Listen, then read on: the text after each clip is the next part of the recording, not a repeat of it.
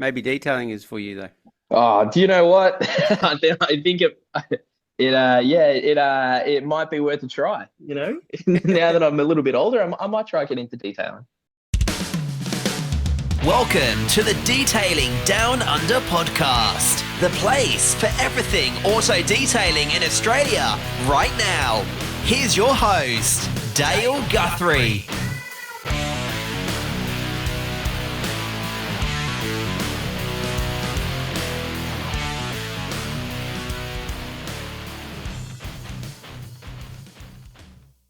G'day and welcome to the Detailing Down Under podcast. I'm your host, Dale Guthrie, back once again and always here with my co-host Joe. Good morning, mate. How are we going?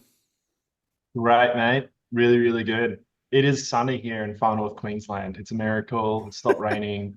Um, I finally remember what the sky looks like, so it's awesome. Oh, nice. Got It's got a been bit of, so wet. I can't exaggerate that anymore. really? So wet. Oh, we haven't Oh had yeah, hardly any, but yeah, yeah, we're pretty dry here. But yeah, people have got a lot worse. So you got a bit on by the looks of that. yeah. You can see the Navara behind me, but even in the rain, I am still busy. People still want their cars detailed and protected and all that. So yeah, really busy for being in a little town. It's good. Yeah, Loving it. no, cool. So, we'll get in. Yeah, we've had a few good episodes of late, so hope everyone's enjoyed them. So, but yeah, this guy's been blowing up of late. So this one's been scheduled in for a little bit. He wanted to hold out for a little bit. We'll get to that. So, hopefully I get this name right. Jack from Urbanity Premium Detailing. Killed Morning, it. mate. Look at that. There we go. That's so good because it's like, especially most people have never had to say it out loud. They just read it. And Yeah. then when it's like something's being recorded, is their first shot at saying it. And it's always that coin toss of like, So you did very well for a first attempt. That's actually pretty rare. Yeah, I was like, is it He's been back in? practicing all morning, but Yeah. You I was like, should hear Commonwealth Bank try and urbanity? say it. Yeah, Yeah, well, this is urbanity. like I didn't know what it they called me about business banking, so I got cold called by them, and they couldn't pronounce my name. I'm like, I have no faith in this. was. Yeah. No, it's we'll probably start. Where did that name come from and what? Because I've never. Oh, Interesting. that is that. Do you know what? It's the most like simple, and it's the perfect one to start with, and it's one that I probably haven't had to answer in years. Is that if we really go back, it's like when I was in year 11, so I'm turning 26 this year, so this is like 8+ years ago, something like that. I went to, you have those university open days where you go through and then you look at the different courses and you talk to people.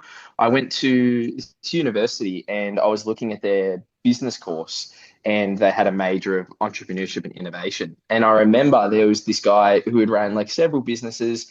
And this was when Elon Musk was actually like not what he is now, where it's like crazy super mainstream. It's like if you're in those like circles, you obviously knew who he was, but not just every random person on the street. And they gave this big lecture about him and all these other things. And I just got obsessed with the idea of just running something myself.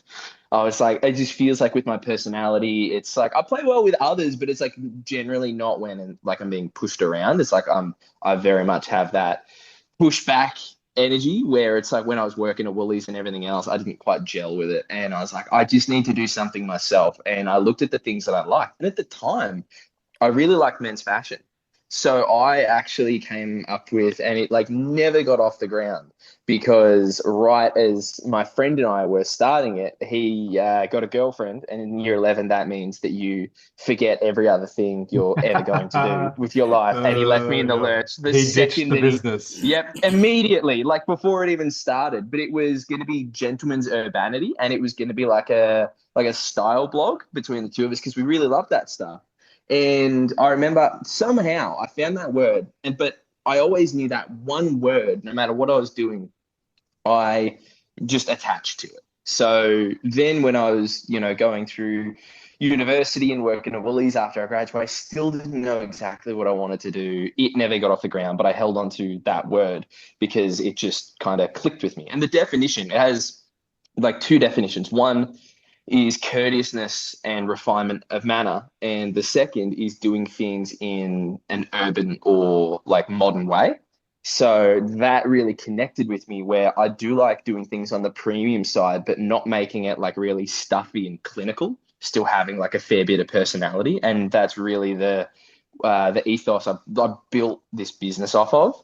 So yeah, it started with that, and then that got nowhere. Then I was playing around with some stuff, and I had to start doing headlight restorations back in the day because I had a lovely loan for a Mazda RX-8 that I fully tricked out. I did the whole 18 to 20-year-old thing where you spend all your money on a car, and then an RX-8 did RX-8 things and blew up the day I was selling it. So then the cost of a motor is 10 grand.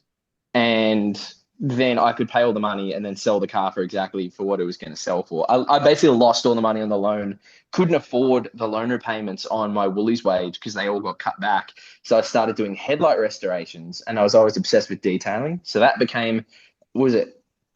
Urbane headlight restoration, which then became Urbanity headlight restoration, which then became automotive urbanity, where I tried to start making products with my older brother.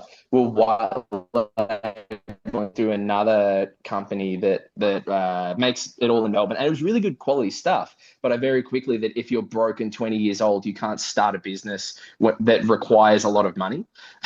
So I had all of the samples made, all the labels, and then I realized I couldn't afford to start it or do anything with it, so that died. And then when I transitioned into detailing, I had a car coated by another guy in Melbourne, and that result was good, but I never thought I was up to it. And when COVID hit, I was just like, do you know what? Maybe I am good enough, because I was watching all this stuff. It's like, surely I can do that. Like, I'm going to try it and all these other things. I was always obsessed with, being that kind of prosumer kind of guy with all the products and processes, but I never, I think, had the confidence to step out. And then eventually did, rebranded to Urbanity Premium Detailing, and it started from there. So like that one word went through like 6 iterations, and I'm at the age that most people kind of started, and I've already, like 80 years into the names progression, which is the weirdest thing to actually acknowledge now that I have to say it all out loud. So what were you trying to study at uni? Did you end up finishing? No, no, I did not. That's right. Welcome to the club. It was one of those things where it just felt like, the right thing to do.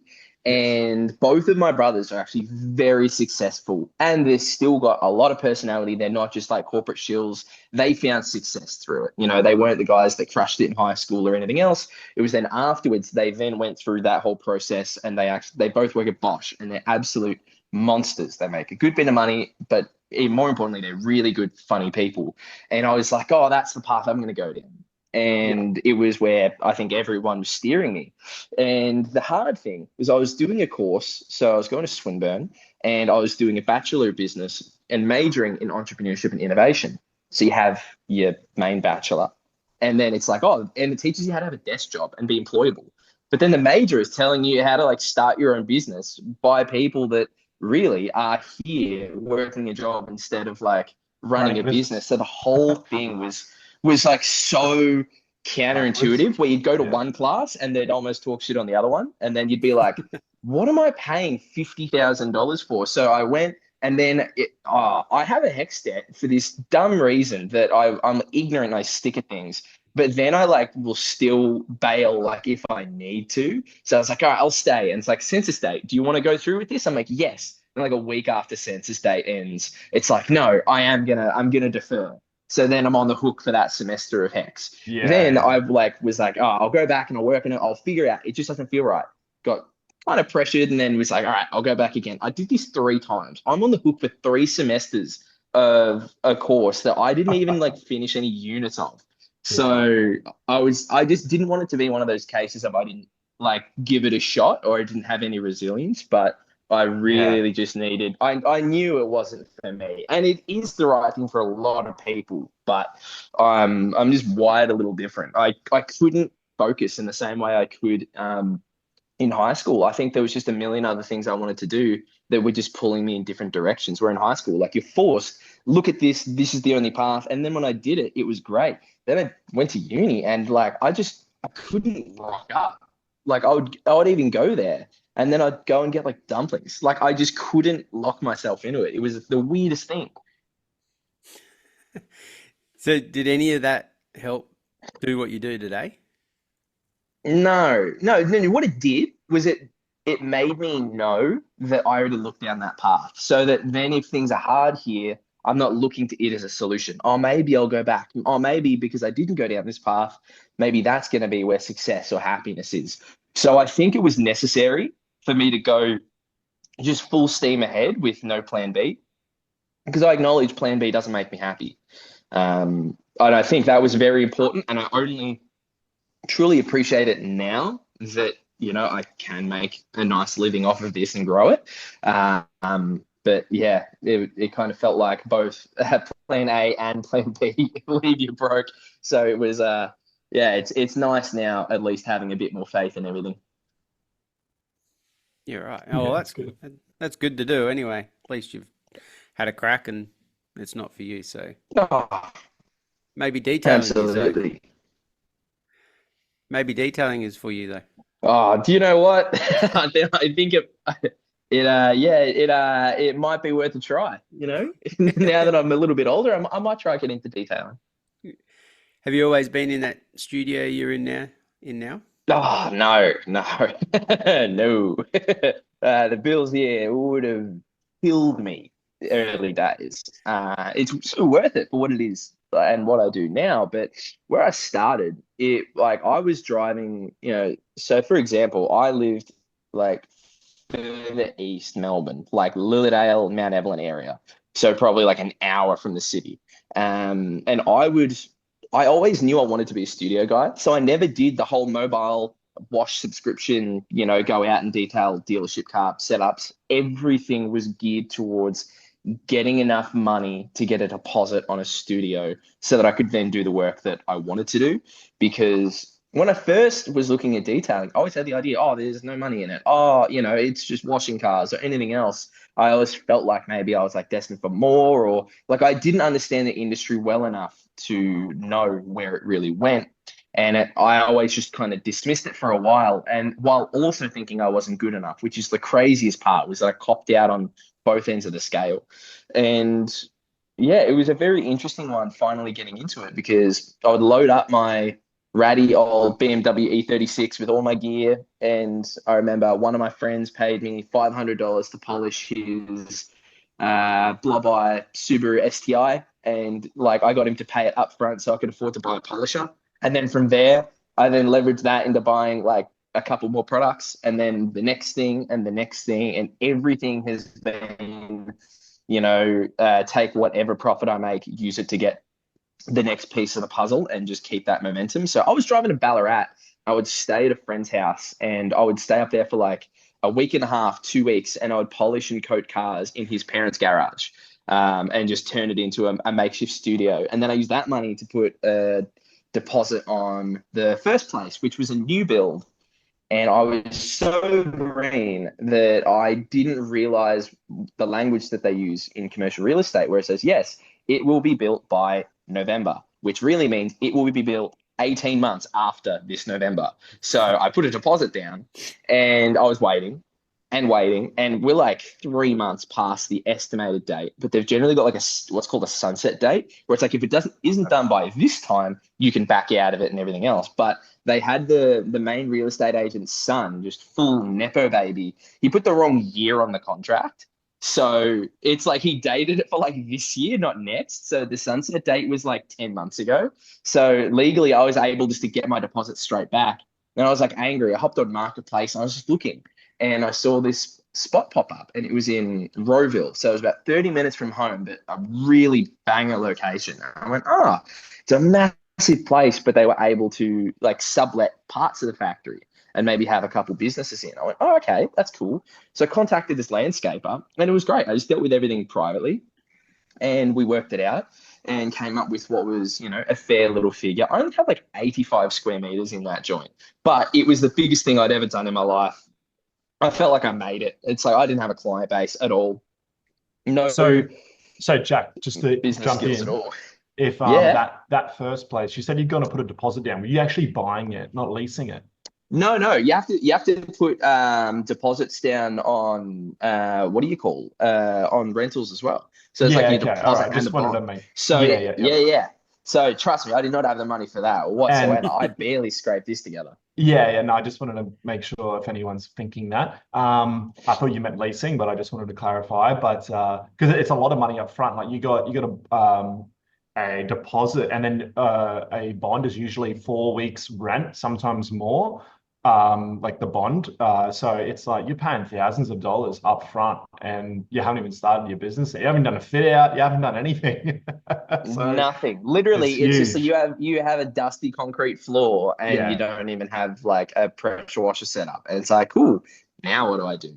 And so this new opportunity, it was like it's private, so no real estate. It's just the guy who's got a big unit Yep. that wants to share, like rent out some space, and you're just dealing with him directly. So Yeah. I'm assuming there was no crazy bond or anything like that. No, it was That's it great. was really good, but he's an awesome guy, but he's super chill, almost to my detriment though, where he's like, "Oh, dude, I have this money here. Let me give it to you." Like I was scared something was going to happen to it, and for good reason, because I ended up blowing through it and then had no money to pay rent. So I was in there, and like the rent was like very good for what it was. It was like you compare it to what I pay now with all my overheads and everything else, and it's like I don't know how I was even stressed by it. So it was, I think, with some bills and stuff, it was maybe, I don't know, 1,700 a month, which, it's like one single stage correction and coding now. But back then, it's like I couldn't charge money for anything and I was terrified. Yeah, So I wasn't earning 1,650 a month at Woolies. yeah, So I was just like, what am I going to do now in this new thing? So 5 months go past and I go, oh, okay, this is going well. No, it's not. I've blown through all my money because I've been trying to upgrade things as I go, not knowing how to work a business whatsoever, no tax or anything else set up really. I mean, this is just the definition of just like jumping into a pool without knowing how to swim. And then he's like, oh, by the way, just flick you through a thing. We finally got the trust sorted out. And it's just a bill for like $9,000. And I'm just looking at it and I've got like $450 and I've got like another $600 bill for something else. And I'm like, I remember literally just having like it was like a frozen panic attack where I wasn't like running all over the place. I just stared at my phone for like 35 minutes, like I'm cooked. There is just no way to get out. Like I was going to struggle with the normal rent, let alone 5 months of it, plus then starting to pay rent from then. But like here's a landscaper and he's like 30. So that amount of money is just nothing to him. Like that's everyday stuff. So he was good because he set up a thing and he mentored me a lot. And he went, hey, I like, and he was like laughing when he saw me have a panic attack. He's like, you are not going to believe looking back at this. He's like, you make this like 10 times more and it'd start to worry me, but because I've been yeah. through things. And he set up a payment plan. He's like, all right, when do you think you could pay this by? And then had to have a real thought. It's like, do I give him like a favorable answer and then keep pushing it out? Or do I try and be honest and set a goal that I think if all the stars aligned, I could do it? I was like, can you give me 3 months to pay that while paying the other stuff? And his accountant was like, no, no, make him pay, $1,000 a week and everything else until it's paid off. And he's like, no, no, like I want to see if this kid can do it. And he was great. And that do or die really built this level of work ethic into me where it was like because it's very easy if you can pay your bills to kind of go your own pace and not feel like there's a fire under you from self-motivation. But when it's like everything you've already spent all your money to build is just going to be taken away if you don't get it done in the next 3 months, it just forces you to get better. And that's probably one of the best things that literally ever happened to me because over that 3 months, dude, I turned that around. I was working like no joke, probably 15 to 16 hour days pretty You consistently. I hustle. burn out hard, like Mm. full adrenal burn. Like I was almost hospitalized, and my missus like took me to the hot springs and forced me to like heal afterwards. But yeah, I had to do Uh, that, and then like know that I'll be okay. It's like you can turn the dial up, you can do whatever. And I knew what it was like to go to the very extreme and then what every step on the way to that felt like. So I actually know what my 70% is. I know what my 80% is and all of those things as they go. And now it's like, really, if I'm honest, I don't think anything stresses me in the business anymore because as the bills get bigger and the problems get bigger, you just become so much better equipped to deal with them. So while that was, X amount of money back then that like now I could crush, it's like I had no tools to deal with it. I had no customer base. I had no way to make money. And that was the hardest thing I think I've ever been through in life in my professional career. And it was And necessary. and let's admit it, a lot of people would just give up. Like when you're faced with Mm, such a hurdle where it's like $9,000 is like a lot of money, especially like it's a lot of money in general, right? But like for you in that moment, that was like $100,000. yeah, It was absolutely. significant, and it does stuff to you mentally, emotionally. It just burns in your brain, all that kind of stuff. It can really affect you.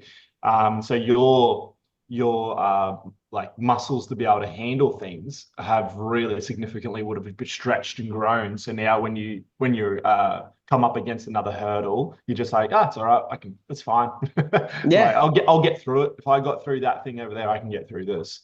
Absolutely. I'm not sure if you follow Alex Hormozy. He's just an incredible marketer. He's written some incredible books and on social media. If you're into anything business and marketing, I highly recommend following him. But there's an analogy that he comes up with where it's like at the beginning, you're trying to fight a bear and all you got is a stick. But it's like now, you're trying to fight a dragon, but, you're holding a nuke and you got like six nations behind you. It's like, while it gets harder, like the thing you're objectively trying to defeat, it's like you have so much more at your disposal. Whereas like it is still easier than having nothing to fight it. And it being obviously a lot less daunting. You're right. Awesome. Lot of great insight for anyone starting out and wanting to jump straight into a studio Oh yeah, factory. it was Yeah. it was something that I think there's so many things in life where it's like they worked well for me, but you wouldn't recommend it for anyone. Mm. Where it's like, say, if you have kids or anything else, you're like, oh, this bad thing happened to me and it forced me to grow. But it's like, you don't want your kid to go through that. But then you're like, how do you learn without going through it? You end up in this kind of tricky situation where people need to go through suffering in order to get better. And I wouldn't do half the stuff I do if I didn't go through really, really hard times. So I don't recommend for people to do it. There's smarter ways, but I also think there's no quick way to learn those skills in backing yourself without putting yourself in really hard situations. Yep. Got to Well, you put only got that. to look at sorry, Dale. You only got to look You're at the most successful business people. They've all encountered massive hurdles and problems that they've worked through. And if they didn't take that risk, that crazy Mm-hmm. risk that we look at, like, man, you're an idiot. Like, how crazy? Or we Mm-hmm. say, you're so brave. How good are you for doing that? It's like in that moment, man, they would have been crapping themselves and like going through so much, and we only see a small little glimpse of it. And that's how they got to where they are. It wasn't by accident. It was intentional. It was like hustling. It was working hard, having eyes on the prize, and everyone else saying, "Don't do it, you'll fail." But they keep to their guns, be persistent. That's where you get breakthrough. And now I think you see in the fruit of that with what you're doing, with all your great Absolutely. content and your business. But so And you they can, only call it bravery when it works. When it doesn't work, yeah, you're it's called dumb. It's like, stupidity. why did you do that? It's like, how did you think it was going to go? But then to Yeah, pull it off, it's exactly. like, wow, you really are courageous. And it's like, it's the same decision. It's just whether or not like It one works out. variable pulled through or not.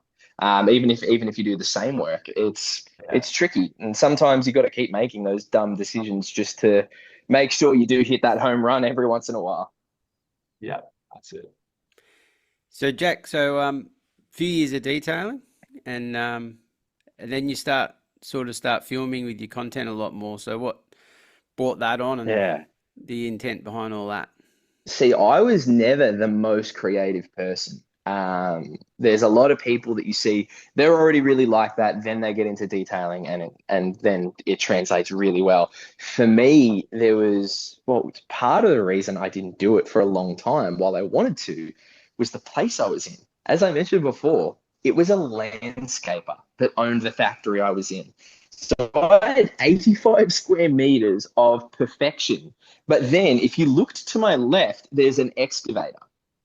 I couldn't film content because it was like I'm working on like high-end stuff and doing everything else, but it was like I knew I could do the work and I could present it really well if I took photos from 4 angles and that was it. Whereas if you looked from like the rear left quarter back over into the front right, diagonal across the car, you would literally see landscaping equipment that I had to have them move for me to move cars in and out. So what it did was it forced me to leave that side alone for a while and just focus on kind of networking naturally with people to get work and then running really basic ads. And then, like, one of the really big reasons I got into this place was I couldn't deal with that. I knew it's a social media age and it is the way you get in front of everybody. This is a prerequisite if I want success.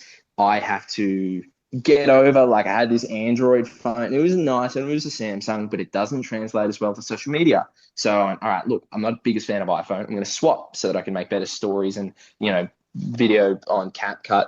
Did that. And I was like, oh, this stuff's actually pretty good. And then I started to really just the very, very beginning. And then I was like, oh, yeah, this is nice. Obviously got like 3 likes. No one cared. And I think I had the wrong idea for a while on social media, whereas like I would always have the 3 shots of a car across a thing that he's done, and that's really cool. And then I realized once I got into this place, and I like the bills are like 3 times more than the old place. I was like, well, what I was doing before doesn't work. And it was just as big of a push to get in here as it was the last one in terms of relative to where I was at. I got in here and I think I had like $400 to my name. I spent every dollar I had to get in here. And I wasn't even supposed to have that much money. I had to then work really hard to get that together for this place, because obviously now I'm dealing with like a full commercial real estate agent. So everything's above board, a lot of money up front. And in order for me to negotiate a better rate for me to even justify this place, I had to put a bit more money down. And I was like, right, now I really have to figure out this social media side of things. And that was what got me into Alex Hormozi's content. So that was when I was like, okay, what makes good content? What makes people buy or anything else? And the reality is most people don't think of themselves in the consumer's seat, is that you go on social media, you either want to be entertained or educated. If there's something where, like, say if it was you hopped on a Netflix and all you got was ads, you would just turn it off immediately. You'd be like, oh, yeah, no, what am I doing? No, it's like if you just kept getting like lawn care ads and then it's like, this is not what I want. I want to be entertained. You turn it off. Social media is the same. We always think about, oh, I'm going to post for my business, not wondering, does anyone want to watch this stuff? Like, no one wants to see a carousel of you showing off a car and going like, hi, I'm really good at car defined car care and we care for your car because we're the best. It's like there's no one going on Instagram to look at that. So all of my content then became for the people watching it, took it away from promotion, which is why you don't see me put up necessarily a sale or I'm good because of this. Everything now is either educational or entertaining or storytelling. So that has just worked incredible. And that being said, I still have a very low following. I just have a really hot engagement rate with my audience where like the amount of comments and shares and DMs that I get proportionate to my followers is nuts. So while it's nice now, I think it's going to boom a lot just because I'm starting to find what resonates with people and helps them. And I think most detailing businesses don't run very well as businesses. They're just people that know how to detail and can pay the bills. But beyond that, if you look at it, say, I don't know, say it's like you have a company that sells drinks and then you brag about not running ads and just being able to pay the bills, everyone would be like, why aren't you running ads so you can actually make more money or get, better deals or whatever else you're doing. But most people, they don't function very well as businesses, and social media especially. So now I've had to really stop looking at other detailing businesses and look at just the best businesses in the world and start to kind of model my content after that, because I just felt there's so many incredible businessmen, but most of them are spending their time running businesses, not making content for people. Whereas I don't have the crushing overheads of having 10 staff, where that becomes my thing. How am I going to pay their wage so that they can feed their family and pay their super and all this other stuff? It's like, once I'm sorted here, I can put time into the creative side, because there's a lot less risk for me for things to not work. So if a video's a dud, it's like, cool, I don't go backwards because I spent a day making a video and there has to be a big payoff, which means that there's a lot of variation in my content. But it's very interesting. I didn't realize that there were so few people doing it, the opportunities that I've had already, that I didn't expect any of them even remotely this quick. I was expecting it to be 2 years, not like 2 months of me moving into the more creative side. Really stepping it up, that is. Yeah, your stuff's pretty awesome. Like it's great. It's creative. It's really different. I don't know how to describe it. Like there's always been a constant flow of people putting different type of content out. But what's been your objective with your content? Like, what kind of feeling are you trying to? What kind of feeling do you want your viewers to have when they watch your content? It's an interesting one. It's probably a different answer than you'd expect, is that I want them truly, and it's not just to think, but it's like they'll know it, to know who I am. Because what I've found is you can take an industry that no one trusts, but if you make them trust the person that's accountable, it doesn't matter what the industry is. You look at Adrian Portelli, he's running LMCT Plus. No one trusted like lotteries at all. But they go, I know that guy. I feel like I know his morals. He's an Aussie battler. I would stand behind him because for his reputation, he doesn't want to be known as XYZ. He wouldn't do a dodgy on me. So you take something that really, like, no one trusted like Tats Lotto before. They do it out of like gambling, but it wasn't like a really deep connection to something. And I looked and I was like, that's incredible, because most people, it comes down to who they think is less likely to do wrong by them or more likely to deliver. And that's based on their trust. Now, do you want to do that over a 35-minute phone call where you're selling to them at the same time? Or do you want to leave it with them in their own time? And then they can come to that conclusion totally on their own, but you just keep giving them really authentic stuff so that they can decide, hey, I hate this kid. He's too kind of out there, or he's pushing it a bit with the content in terms of just like being a little unprofessional, what most people might call it at times. And then I found my people. So I have the best clients in the world because they're like, oh, I like a couple of those things. I feel like I know this guy. I can drop all of the whole, I need a guy in a lab coat or anything else. It's like, I know him. I know he wouldn't do the wrong thing by me. And I know what his objectives are and what he likes to do with cars. That, and I connect with that. And then before you even have the call, they already have an idea of who you are. So with the content, it's like, we listen to Joe Rogan and everything else. If you listen to a couple thousand episodes, if someone's like, what would Joe Rogan think about this? You could probably answer it like 90% because you've heard him talk for a really long time. So I want my content to be like that, where people just get to be a part of something. They get to, whether they root for me, whether they don't like me, and trust me, that's definitely out there. And I've been even copying a little bit of that because it's not gonna, you can't want all the good without the bad that just always comes with it. It is a prerequisite of being out there and doing anything different.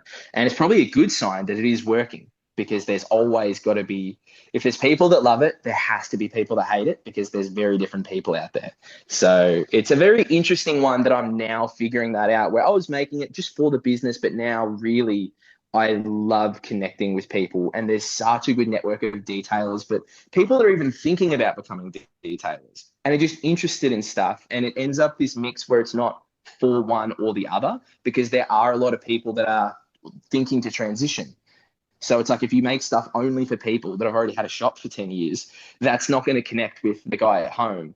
But then if you only make stuff for people at home that's super basic, You're never going to get that middle ground. And I think a lot of people underestimate that middle ground where they know about detailing. They can tell if someone's a good one, but they don't trust their own skills enough to do their own car.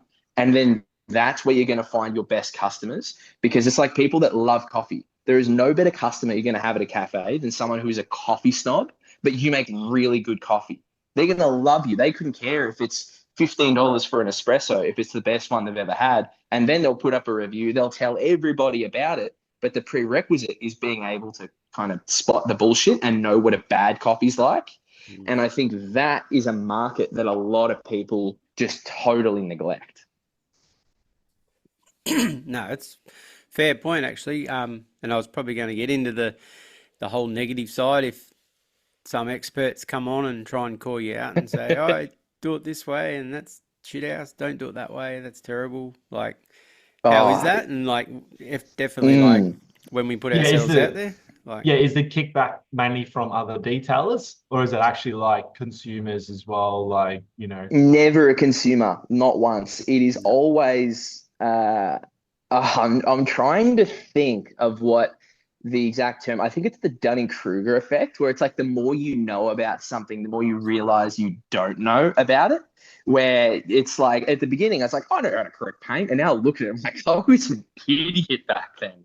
Where most people, it's like when they hit a level of proficiency, there's like a little level, I think, of arrogance that comes with that. And then when they see something else, sometimes it can just be confronting to see something done a totally different way. Because I think sometimes some people have just never asked themselves, am I actually doing it the best way? Rather than just assuming it because it works. And I think it's not even necessarily a problem with me, is that sometimes it's uncomfortable to be given a totally different solution that you hadn't thought of.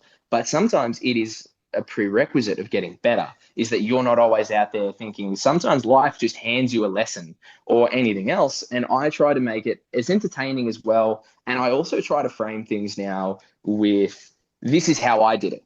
This is what I use, not this is the best. Because there are so many people that the second that they see something like that, they feel combative, because it feels like to them, I'm saying they're bad. Yeah. Even though I just think, and I'm in that same position, I go, all right, well, I'm probably going to change my opinion in 6 months when another incredible detailer shows me a better way to do it. Now that video is wrong, or if it gets disproven, it makes me lose some credibility because I was wrong on something. So now I try to make it a really personal thing where it's like, this is what I love to do. This saves me time. And it's cut down a lot of that. But I think, look, the hard thing when it comes to that is detailing is a very positive and negatively, but ego-driven industry where people have to be proud of their work in order to charge money for it. But then also they can be a little bit sensitive, because it feels like if someone goes against or combats how they do something, they then also have that personal attachment to how they do it because of that pride.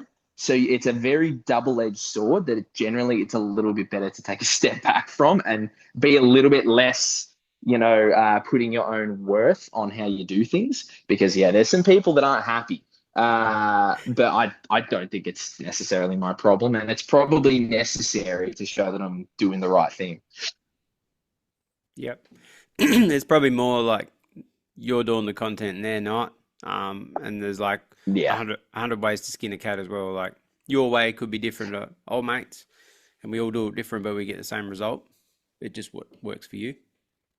Absolutely. And you've got to be a student. I mean, this is one of those things that I like documenting so that someone can even look back at videos I've done and like, I'll happily backtrack.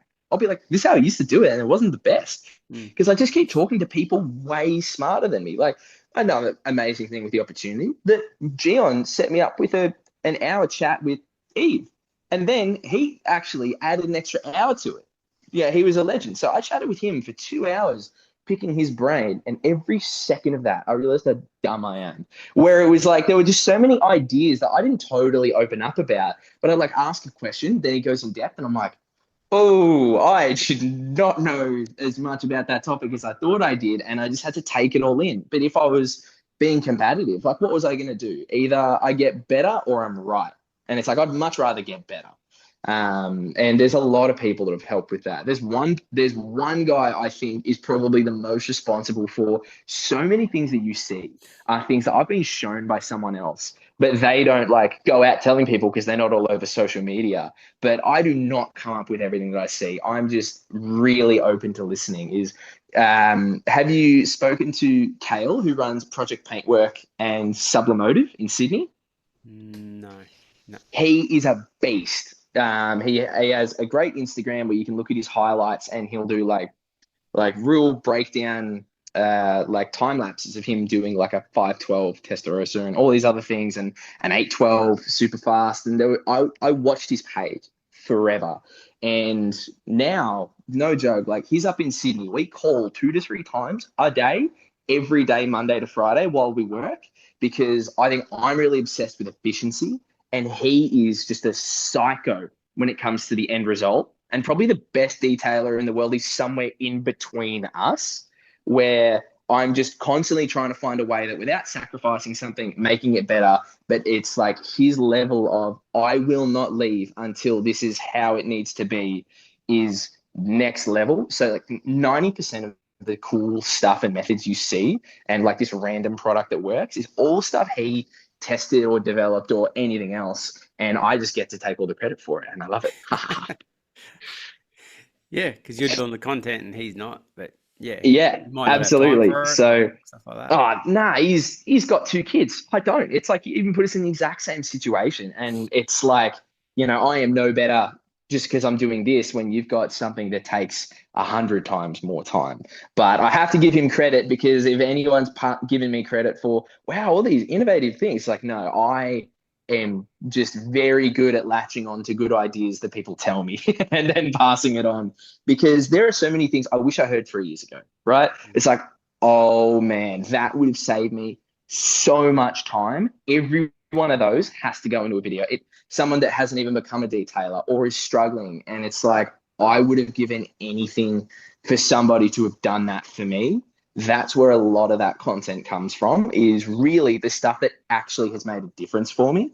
And it's interesting that you guys really like it now, because this sounds very posery, but it's like I don't like my content very much because like, at the moment, only because I'm constantly focusing on improving it and what's coming. So it's like I don't get to appreciate what's there because I'm always going like, oh, that needs to be improved, this and that, which is why originally I was going to be doing YouTube.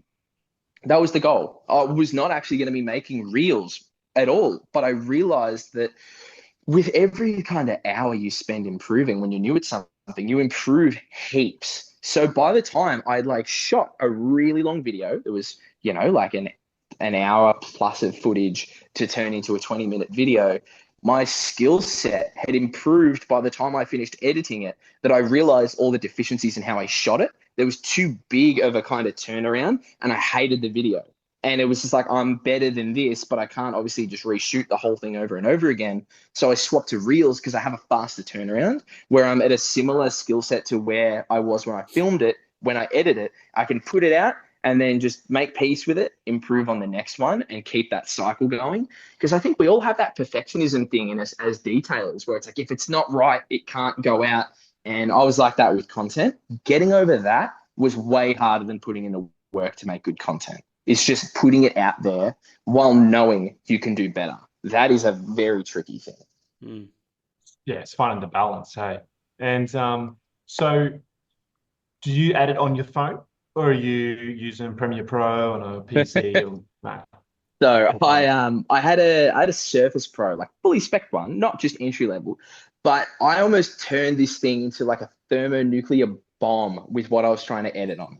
Like I have a beautiful camera, right? It's nothing insane. What are you running? What camera do you have? A Sony Mirrorless? A6700. A67. Okay, cool. Yeah, so So it's a I like mirrorless it. camera. It's a little beast of a thing. So I think it Yeah. was maybe 1800 for the camera, and I just got a really basic 18 to 55 millimeter lens, just a standard adjustable signal lens, nothing nuts. And I just started with that. But The gimbal? literally, no gimbal. Literally, Okay. it's like if you look at the content, you'll figure it out. Like when you look for it, is everything static. like that I've shot on a tripod, and then I use zooms and everything else to try and keep it a little bit more dynamic. But that's the hard thing. It's like if I had staff or anything else, which is why I also didn't make any content prior, because I couldn't figure out a way to shoot anything that looked good on my own, where someone could have gotten a close up of me polishing previously and I could have put that out, but there was no way for me to shoot it. So yeah, trying to load that onto my Surface Pro just to color grade and everything else. This thing, the fans were going nuts. The thing was like melting. And the other day, it finally gave out. So what I would do was I would color grade, and then I would just kind of half chop it together. I would get rid of any like dead clips. This would take me hours with how long it took to load. Then I would export it. That would take like 4 hours on this thing. Then I would upload it to a Google Drive. Then once that's uploaded, download that on my phone and edit it all on CapCut. Then do it all with the voiceovers and the music and everything else, then put it out. Whereas now I just bought a new MacBook Air and it's got the M4 chip. I rip through videos now. No joke. What used to take me 8.5 hours took me, what was it? Like, I think I timed, it's like 112 minutes total, including export and like airdropping the file to my phone. And then I still do the final like nuanced edit on my phone because it's so tactile and easy to move things around and get that fine detail as opposed to using a mouse. So I do that, and then I do all the captions through that as well because I have a little bit of fun with that. But no joke, every one of those videos, even if they were 30 seconds to 60 seconds, what people don't realize is there was 8 to 10 hours of work that would go into that, including filming easily for every And single when are one. you doing it? When are you doing it? At night? It's whenever I'm probably meant to be spending time with my girlfriend and my dog and doing all the other things that I'm like meant to do. It's like, are you watching? I'm like, yeah, of course I'm watching, like while staring at my phone and editing something. There's just never necessarily a good time. But thankfully now, like with the MacBook, I shred through the initial cut together and the color grading, and then I just airdrop it straight to my phone and do that. And that's way easier now. So how much work do you honestly think is coming from your content? See, I used to think none until I started asking people. And then they were just like, oh, yeah, I saw your content. I'm like, really? So what ended up happening was they would see my ads because I run like a really, look, I would say well set up because of the results I get, but trust me, like this has become my new obsession, is marketing and ads and everything else. So that's kind of the next thing that's coming, but a basic one, really basic. And people would see that, then that would get my business in front of them. Then the content would nurture them. Then it would build trust. Then that is where they kind of got sold, not necessarily from the ad. So then they might lurk on the page for like a week. So my best client ever, Alan, you see there's a bunch of content I did on a green Mark II Focus RS, and this job was massive, and it's my highest paying job for just like a detail I've ever done. It was in here for a week, and it was $5,000 just to detail and ceramic coat this car, and I just got to have a lot of creative freedom with it. He just wanted someone to really care for it. I'm like, look, it's going to take a week, and it was one of the first times I didn't just undercut myself hardcore on a massive job because I don't feel it's worth it. I'm like, no, it's going to be some real lot of money value. For a detail. Yeah, and I was like, because I work on, like, I'm very transparent with this stuff. I don't get, weird. It's like I work on about $1,000 a day. That's what I aim to make. And it's for the last 3.5 weeks working Monday to Friday. That's what I've done now that I've made it a really big goal and where I'm at. And I run a little bit of ad spend to do that. Since I've gotten back from Vietnam, I haven't been running ads because I think people, like, when you make them wait for a little while, there's a natural stream of people that would have otherwise booked while you're away that now are coming through. So I'm just kind of working through that before getting back into it. And honestly, there are so many people that it's like you give them a day job and they overquote it hardcore.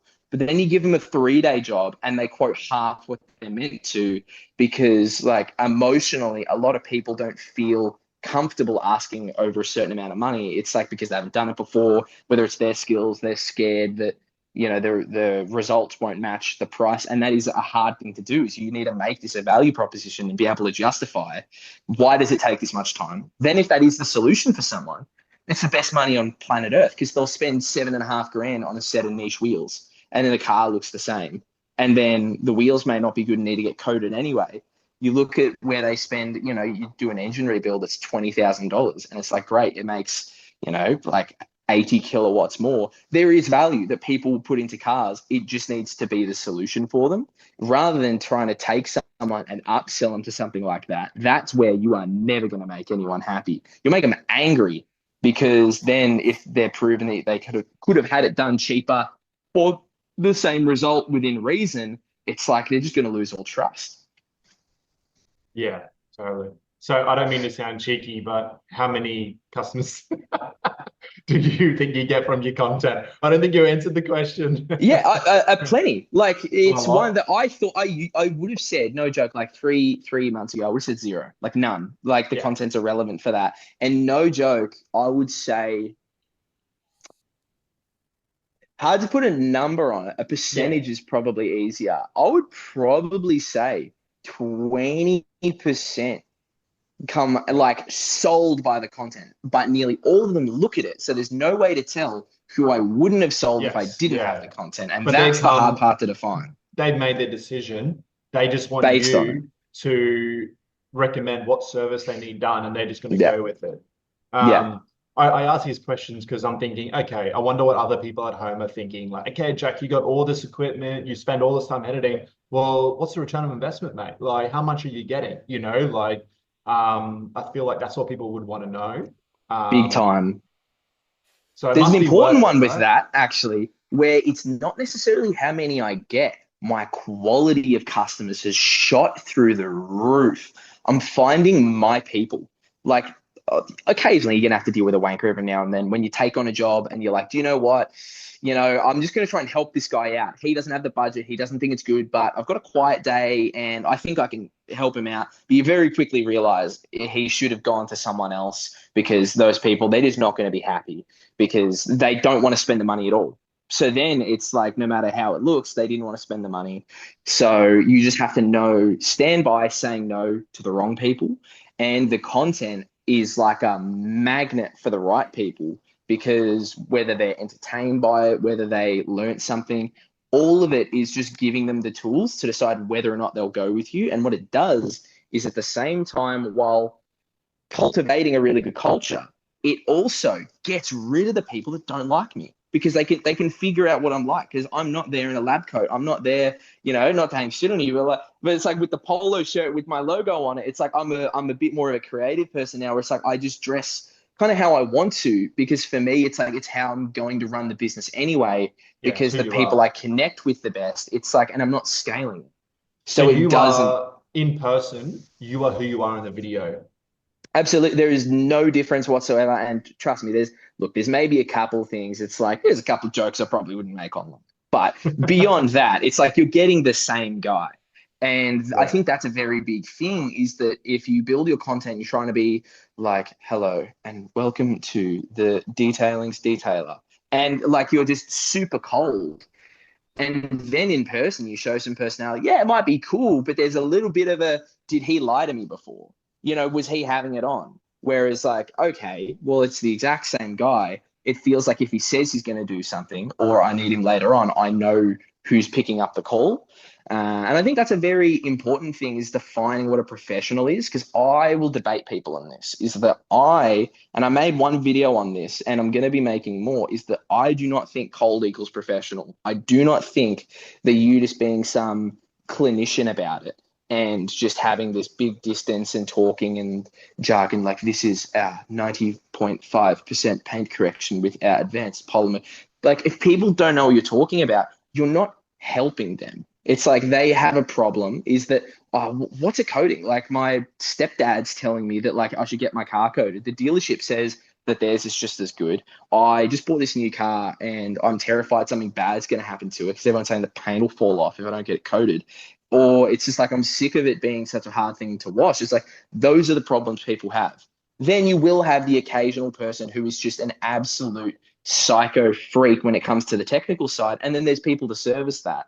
But you need to figure out like how can you be inviting?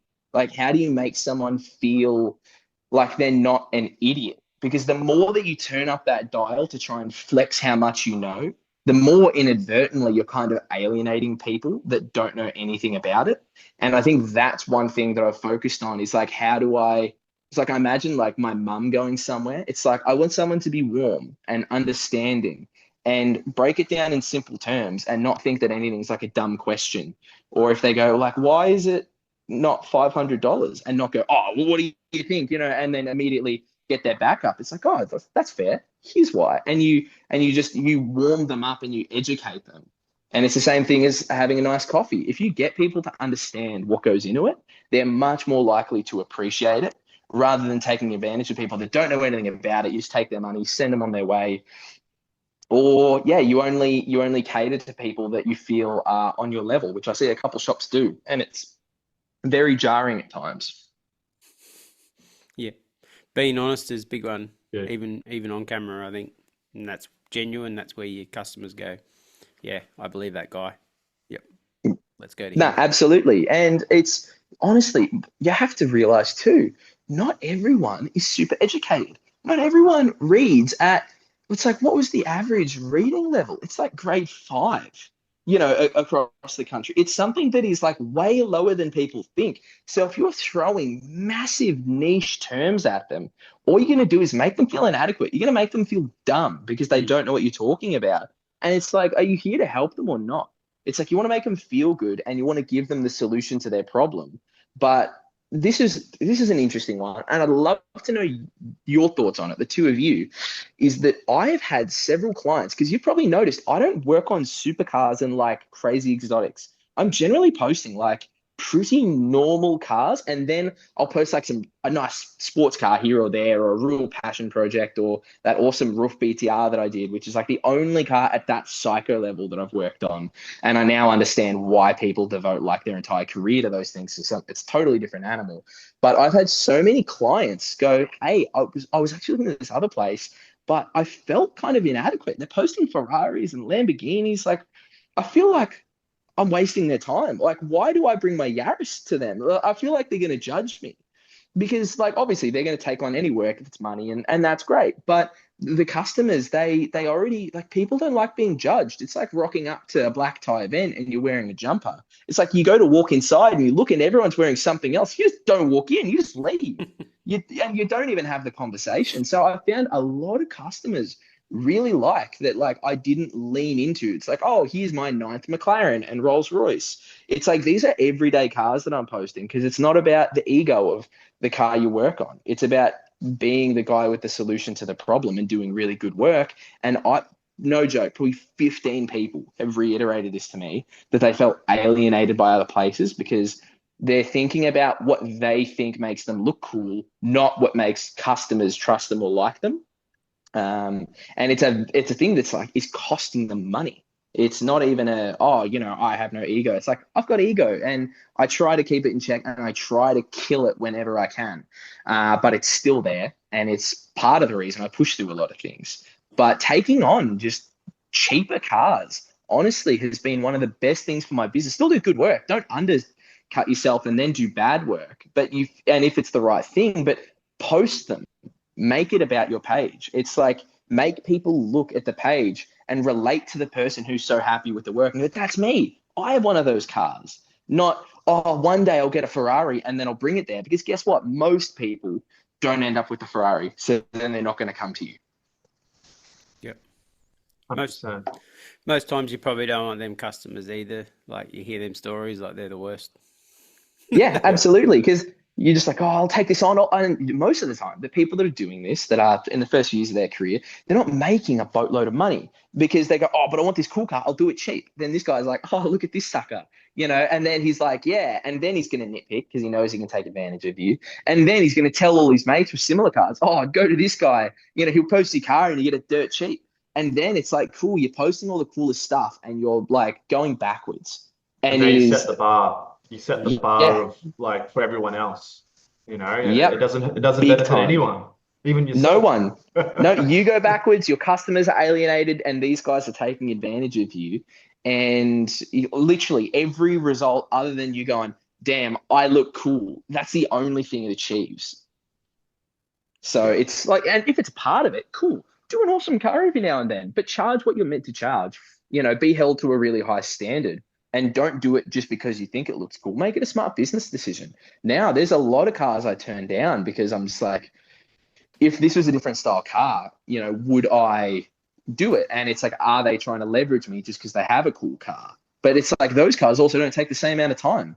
I've got a beautiful 2023 C300 in at the moment for just a lovely single stage and all exterior coatings like wheel faces, trims, polish the glass, all that other stuff. It's $2,000. It takes me 2 days. Make my $1,000 a day. They get an incredible result afterwards. It's a nice car with big, beautiful panels, and it's a car that also, it's not so hyper niche that it's like, oh, you have to PPF it. It's like, oh, there's value in getting a coating done and getting all of that benefit from it. And that, I think, is where you really have to find the people with the money to, pay for your services and where it's the right thing, rather than trying to take, people in a Nissan Micro that want to clean and upsell them to a coating. And even if you can convince them, it's too much money. They're just not going to be happy.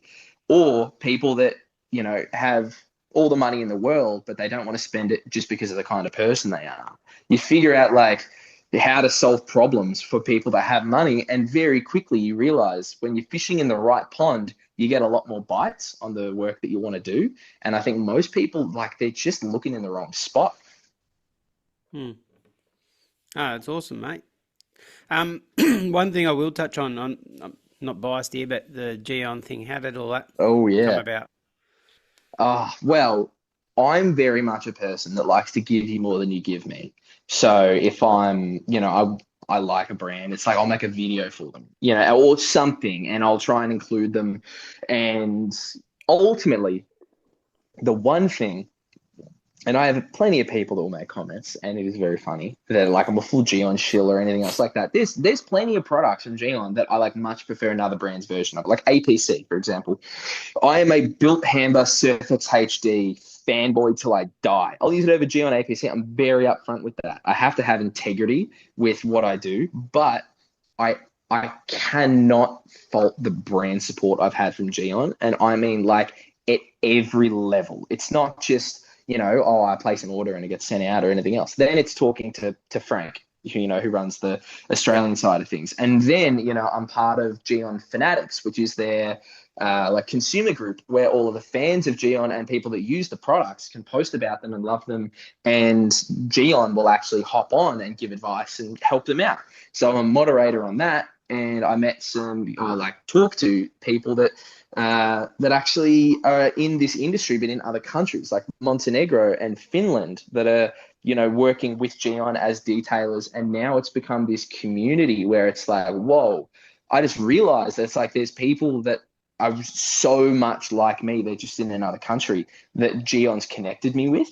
And then the more that happens, and the more that I talk to someone and I'm constantly like the dumber person and I'm learning from, I'm like, yeah, because I went through a journey with coatings where I started at G-Technic and then Geon contacted me. Frank was like, hey, I reckon you should use our stuff. I really like what you're doing, everything else. And I was like, oh my God, because I know that they're picky. And I was like, when it comes to that thing, they say no to a lot of people, not saying that it's just like, they're the most psycho people in the world, but there is a level of standard that I was always someone like, oh, I'll apply next month. I'll make the studio look a little bit better. And then when they reached out, that was great. And then we've had a great relationship. And I thought, this is now as I realize how not dumb the thought process was, but because the products were so simple and they just worked, was I thought I needed to do these hyper niche, matrix, graphene, boraphene, like that style thing equaled better. That it's like I needed something crazy complicated. Then the more that I talk to Theo, who's in charge of the certified detailers globally and helps, work with testing and developing the products, and talking to Eve, I'm like, whoa, they're just so good that they just got rid of so many of the downsides where it's like you can't find them anywhere, or that they smell weird. And it's kind of like people who own Lotuses. And I think a lot of detailing is but the car is very uncomfortable, but isn't that so cool because it's such a raw car? Oh, but it barely works. Oh, that's, because it's so passionate and it's hand built. It's like a lot of people like that double-edged sword with detailing. It's like, yeah, you can't get this anywhere. It's like, yeah, but would it be better if you could just get it? and if it just worked and it smelled nice and it always worked.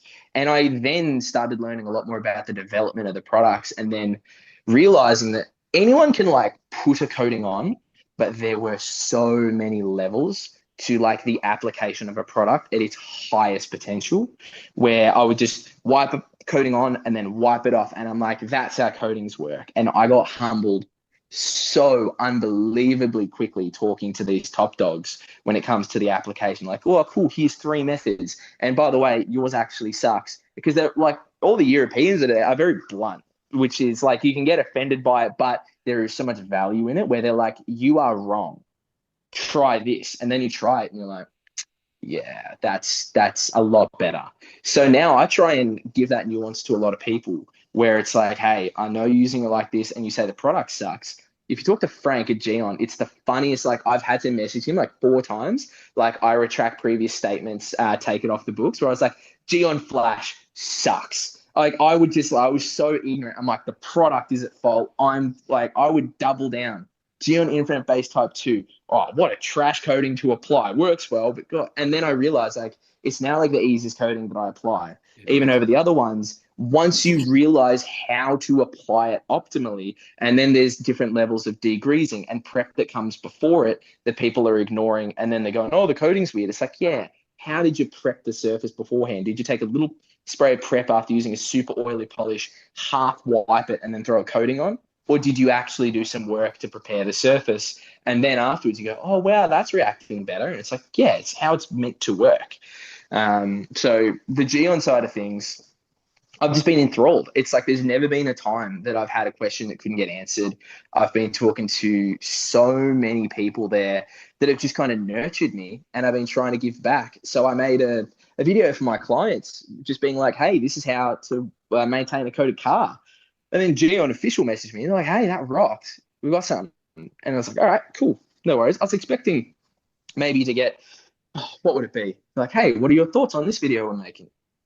And then I get an email. It's like, do you want to be the April game changer? And I was like, ooh, that's not what I expected, but I'll take it. So then I got to be part of their promotional content globally for the Game Changers campaign. And I got to be the face of Can Code Evo, which was great because it's an awesome product. And they also were like, yeah, you make it. Like, what? It's like, yeah, he's like a script. Like, you have to hit these points and factually get this stuff right. Just film it how you want. And they just gave me full creative control. They literally let me shoot it however I wanted. They wanted me to be a part of it. They weren't just like using me necessarily as a puppet. And a lot of people are going like, you're getting paid for these ads? And I'm like, no offense, like, you idiots. It's like, you think I'm going to charge for something I'm new at? But also, it's like, I also probably couldn't put 10 grand in their face to make me a part of these things, where it's like, money isn't the thing. It's building relationships. And in all honesty, it's like, it's just fun working back and forth with people. And they've looked after me in so many ways that I just love being a part of it. So it's not about money, because then, you know, you scratch my back, I scratch yours. When someone gives you more than you've given them, you want to do it reciprocally. And then it will just infinitely kind of go and everyone wins. Where when you're always going, oh, I'll do this, but give me that, then they're going to critique it hard because now you're making them pay for it. And then they'll go, actually, we don't want you to have any creative freedom with this, because if we're paying for it, it has to hit these points.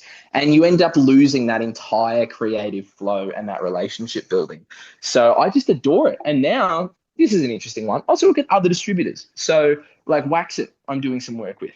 And dude, talk about legends. It's like, because I don't use CarPro, I just love Gion. So I'm just not going to swap to something that I think may be similar or anything else. And it's like, I know Gion's so in and out. It is what I can actually put my reputation on, because I know the products and I know the people that run it. But for example, it's like, I love ShineMate polishes. Who sells ShineMate? Wax It. So I'm not then going to have this massive integrity swing where it's like, you only see me repping one thing because I have all these crazy vested interests in it. If I'm not really giving people value in what I'm recommending and standing by what I use, then my recommendations become worthless and it's all one big ad, you know, for no real benefit, and people aren't benefiting from the content itself. So now, you know, Wax It, yeah, it's just been fantastic. And I'm going to be doing some work with them next Thursday on a bunch of things, and just figuring out, because consumers don't just buy from one place. they're not just going to stick to one little distributor. They're going to figure out, oh, but they have this brand and they have this one. If they can have some trusted things from each place and start figuring out objectively what the best move for them is, and they feel like someone has their best interests at heart, that translates to, what would I say, the rest of my work. It's like if they know that I would use another product if I found it better, they probably think the same thing about Geon coatings, where I love Geon coatings, but I'm not just using them because I was on the Game Changers campaign. It's because like every day I choose to use them when I could otherwise use something else. So yeah, the Geon side of things just continues to grow. I'm even working on some other creative content for the Geon Australia side of things. So that was one that I was meant to have done ages ago, but they've been really patient with how crazy life's been. Because when everything's done on time, everyone's pretty good to work with. But like when you delay things and they're not done when you say they're going to be done, you start to see what people are actually like. And they've been great with that. They're very understanding when we work together on that. So it's a lot coming. It's a bit that's happened, and I did want to hold out just so that people could have a taste of the style of content and the things that were in the works. But the stuff that's coming is pretty nutty, and I never feel I deserve it. It's like I've been making decent content for not very long in the scheme of things, but no one else makes it. So it's like you're up in the clouds, even if it's not the highest altitude. If no one else is up there, you're still, very easy to pick to work with if there's no competition, which was, I think, very, very weird to realize how few people actually make it. Yep, exactly. And I think that's why I think you've sort of come across everyone's socials in the last few months. So you're getting a lot of engagement, which is really good. So Yeah, the people that engage with that are so lovely, and I DM all of them, being like, "Comment or die." But it's like I remind people, and I tag like a bunch of detailers in it too. So that being said, it's like I still push people a little bit, like, "Hey, like if you like this, actually say it because it makes a difference." Because they'll DM me like, "This rocked." I'll be like, "Comment that." like please give me something. If you like it, it's like do something that'll help me here, and people have. Because and it is good because it means they do actually like the content if they're willing to say it publicly. And I think it's the same thing with Google reviews, where it's like if you get a Google review up and it's 5 stars, you're like, oh, they actually mean that. They're willing to put that out there publicly.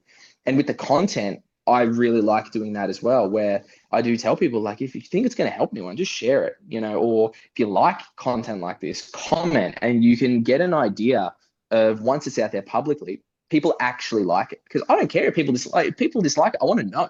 It's like I don't want to make things that people don't like. And I think that's a very important thing, is having that almost like that verification mechanism where it's like, if they do X, then I know they like it.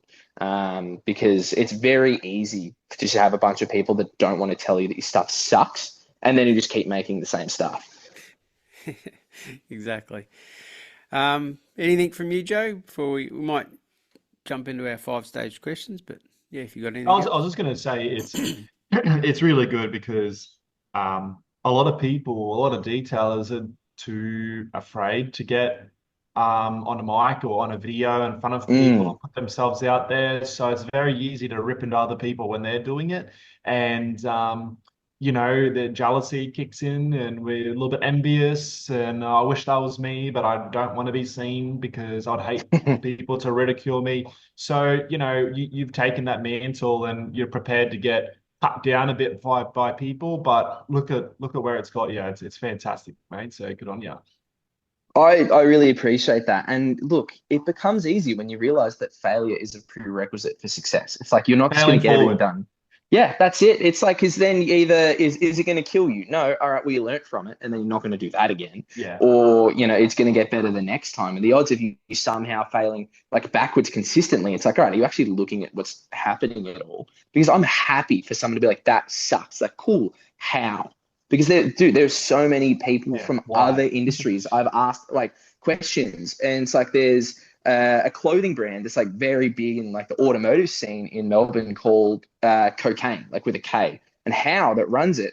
He's just an animal on social media, and I really love him because he'd be like, fix this, and he'll like take a screenshot and like circle that like I'm too low in it, and he's like this cooked the video. Like I couldn't focus and everything else. He's like, fix this and look at this guy, and sent me like a reel from someone else that's like better than me. And it's like there's a lot of people to be like, how dare you, blah blah blah, and very just get your back up. And it's like he's willing to be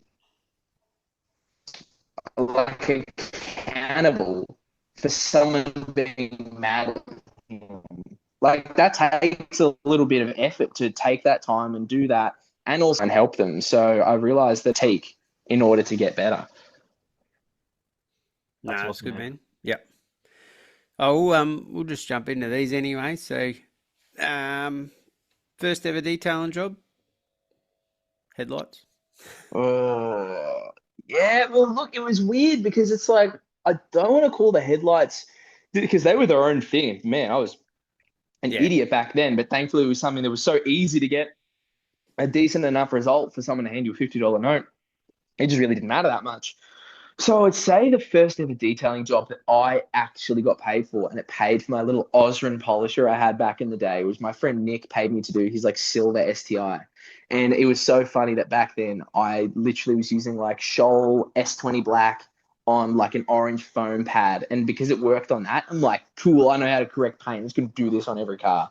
And then I got given like a BMW hard clear coat. And it's like, oh no, like, it just didn't work It ain't afterwards. working.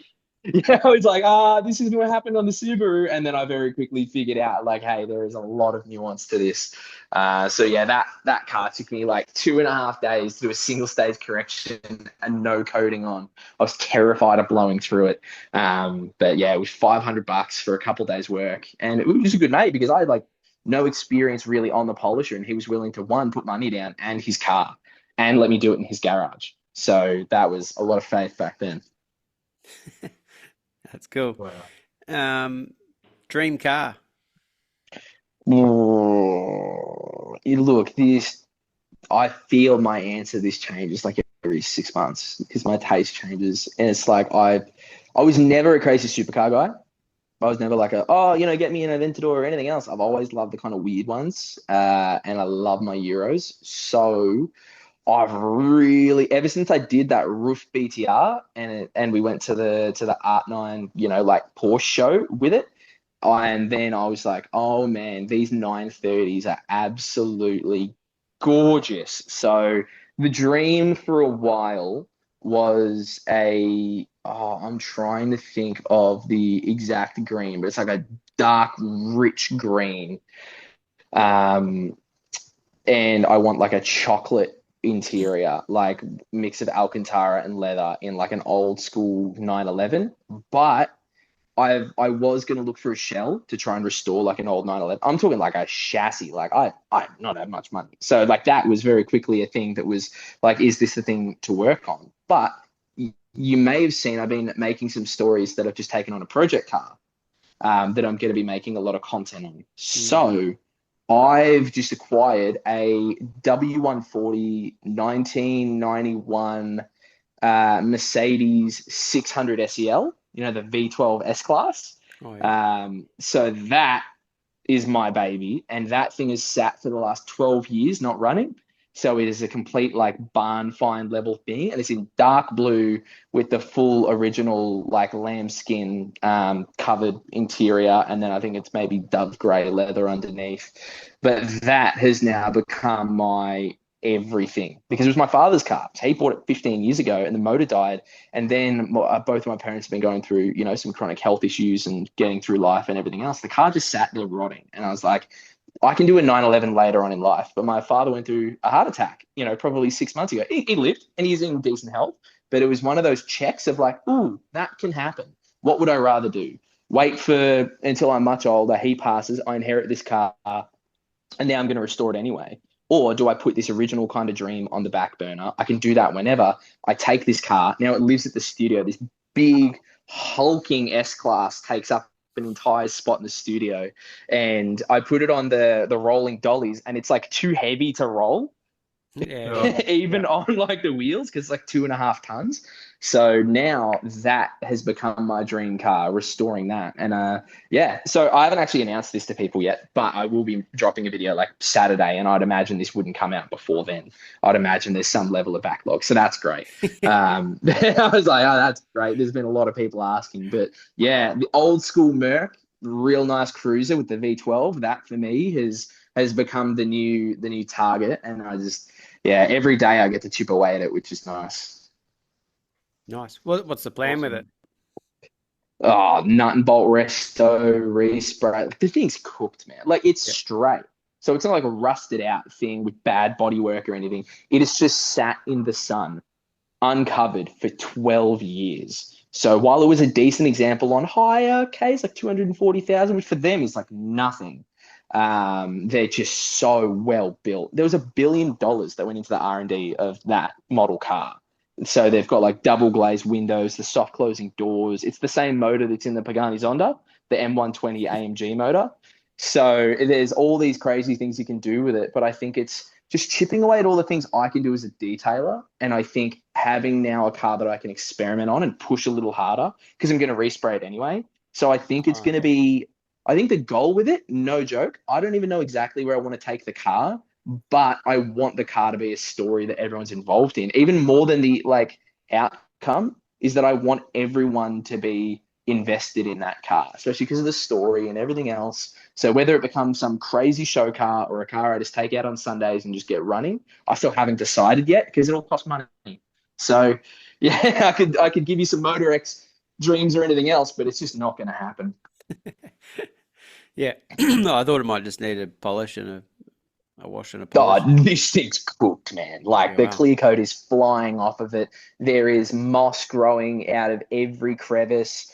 The lambskin interior, literally, because they're all covers, but they were like some ridiculous fact. They're like $10,000 something. This car was like 300 grand in like 1990. But now, because the Wow. car's just sat in the sun, they're like, oh, the wool's nice, and you put your hand in it, and then it just turns to dust as you touch it, and then it's like, oh, right, that's the reality of this. So yeah, the thing is very far gone, but it's right at the brink of what I can pull back and then respray and then replace a couple parts on and be sweet. Um, it's definitely going to be a jigsaw puzzle, that's for sure. Yeah, wow. Favorite detailing tool or product? Oh, see, this just keeps changing. And again, this is like I just rip Kale off all the time. He'll be like, "This rocks," and then I'm just like, "Yeah, that does rock," and then I just tell everyone. But there's like a couple standout products that I just absolutely adore. One of them is the ShineMate EB212. You know, the one that looks like the Merca. Yep. What a beast of a 3-inch polisher that is! Like I abuse that thing. Like if that thing was alive, it would hate me. I give that thing no mercy, and it just keeps working. And it's like I just do not run it over like its second lowest speed. Like I think you would just disintegrate paint on full spec power. It feels like the most overpowered thing on earth, and it's low vibration and it works. I love it, but then there's also like there's a product that I use, and it's from Bunnings, and every day I keep getting more and more uses out of it, and it's Dissolve It. So it's the one with the big blue label, and it's like an orange with arms and legs like Citrus waving. cleaner. And yeah, it is just the biggest beast for restoring rubbers and like tires without being a full-blown hydrocarbon like tar remover that wrecks things or destroys a wheel and mars it when you wipe it on. It costs, I think, like maybe $45 for 4 liters of it. You don't use much of it, but I use it instead of a tar remover most of the time when I'm doing wheel arches. Like I had a car that had a wrap removed and there was bits of adhesive all over it. After its main hand wash, I literally soaked the thing and dissolved it and gave it like a hand wash. It's so safe and it works so well because it's got a ridiculous dwell time. It's like a really oily product where it just sits on the panel and doesn't just evaporate and cook it. Um, and then Surfx HD. Like between those three, I could not pick because that is just the best all-purpose cleaner I've used on anything. It out cleans everything I've used by like G101, like a sodium hydroxide, just psycho cleaner. It's safe. I use it for interiors, like at 1 to 10, and it out cleans everything. But even neat applied on a car, I've still never had it damage anything. So those three products, I literally could not narrow down which my favorite is, because every single day I use all three and they are so valuable. Yeah, a lot of tips for people out there with them ones. So Shout out Bunnings. Oh yeah. We're waiting. yeah, that's a new one. Sponsorship. That's good. You've probably tip for a detailer starting out. I think we've probably Yeah, covered a I think few. I've probably given about 40 minutes worth of an answer on that one. Yeah, The easiest thing is get comfortable with failing. It's like suck, because anything you do first, you have to suck at. Everyone that was really good at something sucked the first time they did it. The hard thing is don't make a customer pay money for you to suck.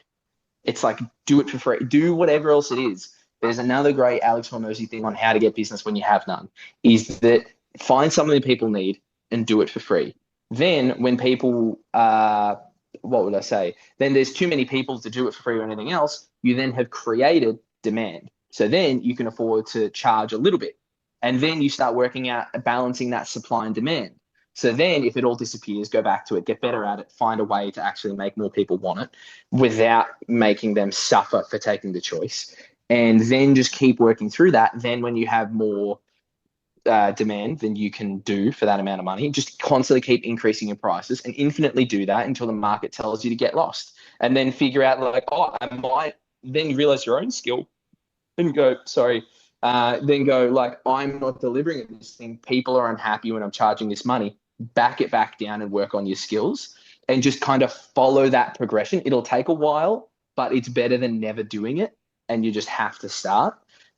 Just don't make people regret choosing you. That's the hard thing. It's like everyone will say, like, yeah, but you just got to get in. It's like, but then you don't want to sell someone on a dream of $1,500. You never polished a car before. It's like all it's going to do is make someone hate you when you cook their car. Is just figure out how to create that supply and demand thing without doing wrong by people, and it'll happen so quickly. mm, yeah, yeah. No, awesome. And interests outside of detailing. Like none. It's like I'm so. Do you know what? Okay, it's related. Marketing. Dead set is become my biggest love. I am obsessed. Yeah, Sabri Subi, who's on Shark Tank Australia, who runs King Kong Co. He's a beast. Alex Hormozy, he's incredible as well. There's two books by Alex Hormozy, and if you have Spotify Premium, you can listen to them for free. They're called $100 million offers and $100 million leads, and it is some of the best fundamentals on when you're trying to get into the business. But he is so inspiring and good at what he does that it's so interesting that it went from like, oh, necessity to, all right, this has become my obsession. And then beyond that, honestly, it's like fragrances, bit of a weird one, but it's like I'm a bit of a cologne freak. So I hadn't bought anything nice for myself in a couple of years, but the other day we moved into a new rental and we're in our room, like my missus and I, and was like, oh, this place is like really nice. And I looked around and it's like I hadn't added anything to the room. It just looked like her room. Not that she had ever told me like, oh, you can't do it.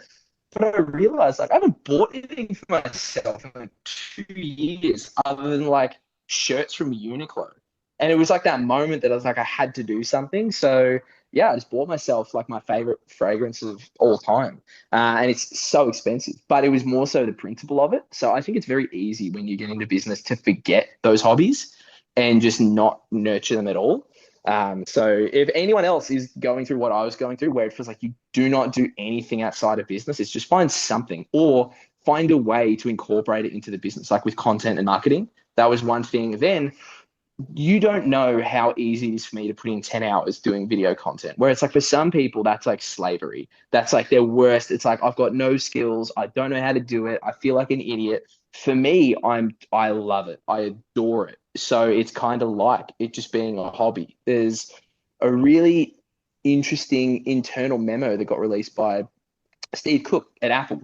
And it was one of those things, I'm going to butcher it a little bit, but it was everyone says that if you love what you do, you don't work a day in your life. It says basically that's just a massive crock. It's that you will never have worked harder, but the tools will have never felt lighter. And that is one that I relate to a lot. That's good. That's a good one. Never heard of that one. No, awesome. Another one I got from Kale, so ripped him off yet again. So, oh well, man, this has been awesome. So, no doubt everyone knows your socials and yeah, even your website. I found that the other day. That's good. So, Oh yeah, that's having a lot of work redone because I've still got my grand relocation sale on there from like 18 months ago. I was like, oh, someone asked me about that. I was like, I haven't updated the website in a while. But yeah, the website's just urbanitydetailing.com.au. But the socials, really the only one I consistently post on is Instagram, which is at Urbanity Detailing. And it's if anyone's listening and there's content that they want made, that it's like, or if I made videos, I would make this. Tell me, and I'll make it. There are so many different thought processes and things that people want, and there is no video that's going to do better or do more for people than one that people are actually wanting. So even if you're someone that like even dislikes me for making content or anything else, it's like tell me all the ways that you would do it, and I will try it for you, and I'll show you whether or not it works. And that's one thing now is I'm now getting into the marketing side of things, is figuring out what works for people, so I can just save people devoting their life to something and then having to spend 10 years to figure out how to make it work. Like there's nothing that makes me look better at what I do than figuring it out and being able to teach people. But it's like if I can make a lot of people's lives better, then that's amazing. Like I sleep well at night. I'm not just taking money from people or anything else. Because if I could, I would just make that. I would just do that and then detail one car a week for the love of it. And I would just make content. If no money was a thing, we all had universal, income. That is just what I would do. So if anyone wants any kind of video made when it comes to the detailing side of things or storytelling or anything else, like you can tell me if you hate my stuff and I will happily hear it. But I love knowing what other people would do if they made content, because there's so many gems I've gotten from people that have never even been on Instagram that they're like, oh, I did have a thought on this. I'm like, dude, genius. Like I'm not the best at coming up with video ideas. I'm just so good at just taking other people's ideas and talking about them. yeah, you're not on the TikTok train or Nah, look, for me, it's another direction for my attention to go. And I know I can just cross post, but one thing is like I want to nurture the audience. I'm not in it just so you can see a follow count, which is why I haven't necessarily targeted my content around crazy growth. It's been more about figuring out what people like and what works well. Because if I've got 1,600 followers, but if I'm getting 150 likes and like 60 comments and like 75 shares, what's that going to do if I have 15,000 followers? And you keep a ratio like that. That's when you start getting into psycho numbers. And for me, it's way easier to slowly grow the followers, but still get all the same benefits. Because there's people that'll have 8,000 followers, they get 4 likes. It's because no one cares about the content. Yeah. But you've got followers, so it's a bit of a status thing. So if you do it backwards, it's I'm just focusing on Instagram, because I think if you try and do 5 things at once, very rarely will you do them all well. yeah, no, it's good, man. No, I thought I'd ask that question, and even YouTube Shorts as well. I always thought of that. So Yeah, people love those. You've got people like Sandro that make all these long form content, Damien from Final Inspection. Like there's so many of these OGs that make the longer form YouTube content that like I just let them do their thing. I don't need a slice of their pie. Like I don't need to try and take any part of market share from anyone else. They devote their life to it. Like wicked. Like they deserve to be able to appreciate that. It's why I don't do PPF. It's like you've devoted the last 10 years of your life to PPF. Go get those clients. You work for it. I don't need to now take on another skill to try and take people from you. Like I can just do my own thing. yeah, no, it's not always a bad thing either with film. Stay in your lane. Keep doing what you As do I right very now. much learned from watching other people do. And I'm like, ooh, good thing I didn't do that. Very rarely do I see people just get a whole bunch of benefits. There is a benefit, but normally I'm seeing like the 30 problems in like the teething issues when you start, that it's like once you work them out, it's like great and it's very valuable. But there's so many people that have an idea that it's going to be easy, hop into it for the money, and then they very quickly realize like, oh, less than ideal. because I think it's just a natural thing when you take on something of that magnitude. Yeah, yeah, absolutely. So, oh, it's been awesome, mate. So, yeah, we'll wrap it up.